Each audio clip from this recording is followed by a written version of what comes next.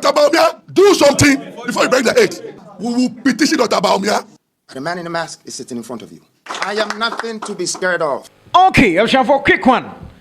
For yet in the same so ye name a year commander or no dear somebody there if for be a ye pe war magan and mubiano commander at the Bemanium. Commander Edin Sembibri a tuja a fire constitution day arches a corso and nay. A chess and summer year commander day to journal ambition for enya asam ketron. A year billboard the buso a corso HSA ubida so a year. Nipa no share mass ashes and some year commander kafa hono enya asam ketu de bia da beka cho say aha kintu TV miss we need him say ene face that would ever kintu TV so and non services come me no wa share to other platform no ma comment comment section I say more if you say we be able notification bell so say say be de be broad when you be eti no we hu ne akoso e wo maka na ni wiase afanina Commander Edin Sembi Tuja, Efa ye na ye Papa Morris, Ampan, Sembiaches or catcher ye na ye Vice President Dr. Bawumia, and some no I be intimate person as Radajano, or the for come when Naminu meaning nano, Yunko Pimo a year commander, a catcher in some matches or the Tuja, in some no Edorson, Medamase. Young court 9 here, ye bar, ever twasso. The right to go to court is not exclusive. When everybody has an issue, the final place to go is the court. But the court is not the final arbiter of issues. You can start resolving your matter at home. You can petition your parents to look into your matter. It goes to the family to look into your matter. Even churches look into the matter. Then it goes to ADR before it goes to the court. And these days, because of the way the court cases are choked, our court system, the justice is encouraging people to settle their case out of court. We have ADR system. So some offense cannot wait. If number one is able to get our money before February, it will be paid. And that's what we are calling for. And you see, we don't want to wait for the outcome of the court case before we get our money. That's why we are also putting pressure on them, those who are the court. We are also using this platform to say, look, don't waste our time. We also say that don't waste our time because we also have interest, like we also have. You see, it's our right against their right. They are pursuing, we are also looking at their interest. So we are saying that we need a concerted effort. And I'm calling on every private member of First Good Customer to join this group nationwide. We are going to put pressure, basa basa. Use the word basa basa basa. Basa basa basa. Inshallah. We will petition Dr. Bawumia. We will go to Dr. Bawumia. You, doctor, do something. Yes. Doctor, what? Do something before you break the 8.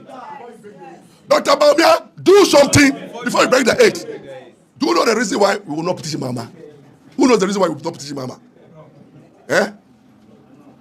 You don't know when it's coming. We don't know when it's coming. No. No. How can we put our hope in Mahama? Whether it will come or not, it's only God who knows. But right now, no, the one we know who has the power is the one we have to petition. If the court is going to handle the case by March, we are looking at Mahama. Ababa say, no. We say both. No, by that time, they finish with everything. We are saying that, Dr. Bawumia, if you are able to support them one, to retrieve our money, we will do what? We will do what? Two of us. Does it make sense or does it make sense? It makes sense. That's why we are going to call on Dr. Bawumia to lead the charge. And me personally, for example, I'll go to his office to sit him down and say, we need our money. And once we have money, we will what? Vote. To break what? The 8. With the what? Our money. I am here for a legacy. I am part of your historians. And I know many people want to see the true side of me. I know you know Nana Kwame Bediako, but I know you're still looking for freedom, Jacob Caesar. Yes, I am Ray Christian, and I'm here. I'm not here to take your value. I'm here to add value to you. I discovered that the land that we belong to has so much wealth that until we turn it into our own, our economy will never be sustainable. And we cannot forever live in our countries with a box economy. I needed to create a middle income economy without being a part of the government. Why so? Because I believe it's part of my responsibility. I took a different path. My movements, my foundation, my groups, and all of this have acquired some wealth, but the wealth that I reimbursed back into society, it has become a part of my mission to make this change. I believe that I belong to Africa. I am a son of this soil, and I can add value to humanity, and I came here to do that. I came here to add value to this world and to nature. I am not going to live here without God even being proud of me. And when I'm not here also, I want you to remember that I came, and I want my absence to be felt. And for that reason, I know you're looking for the man. But the man in the mask is sitting in front of you.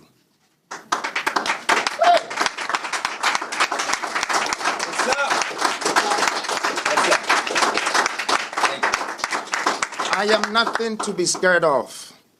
I came to you as your salvation. I don't invest in myself alone. I am investing in you. At the moment, I am sacrificing myself to let you know that I'm that man. But I'm that man with a good purpose, with a great vision. I have a plan and I have a vision for this nation. And not only this nation, I have it for Africa too. But I know Africa is the next biggest thing, because out of all the continents that have been developed in this world, there is only one continent that is not developed. And I am sent to do that.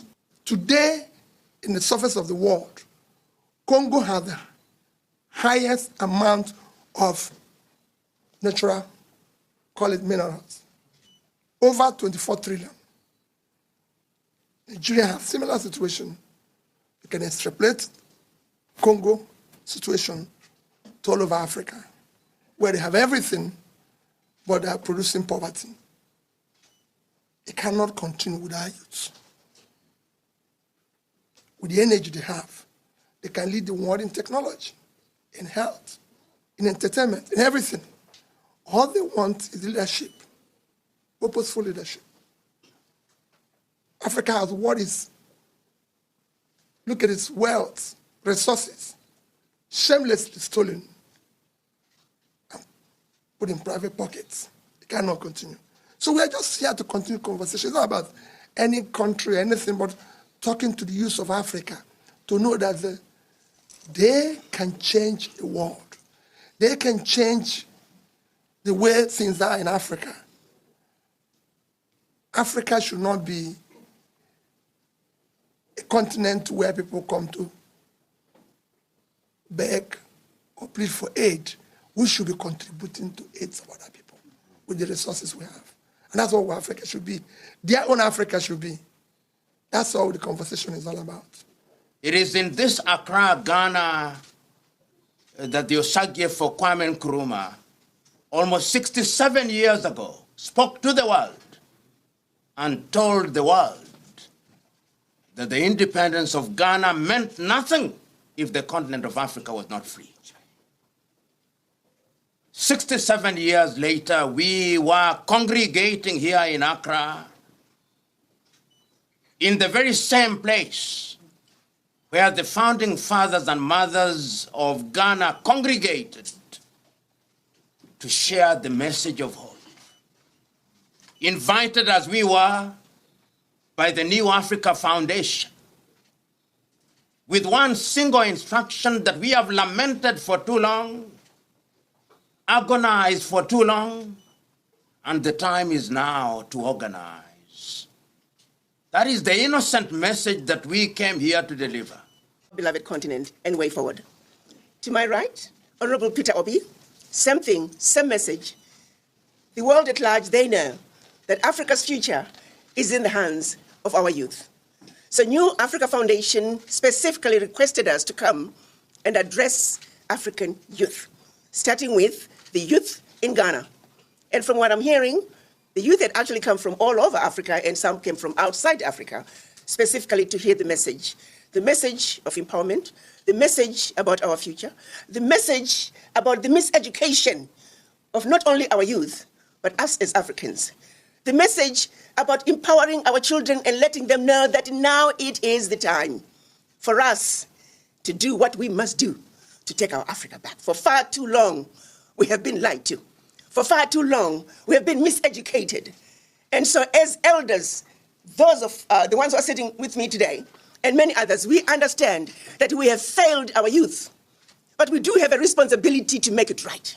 And we do know that with our little wisdom and the energy and the intelligence of our youth, together, we can take our Africa in a new direction. That is what we came here to do. And that is what New Africa Foundation has asked us to do. We do know that our leaders cannot lead us on their own. They need all of us.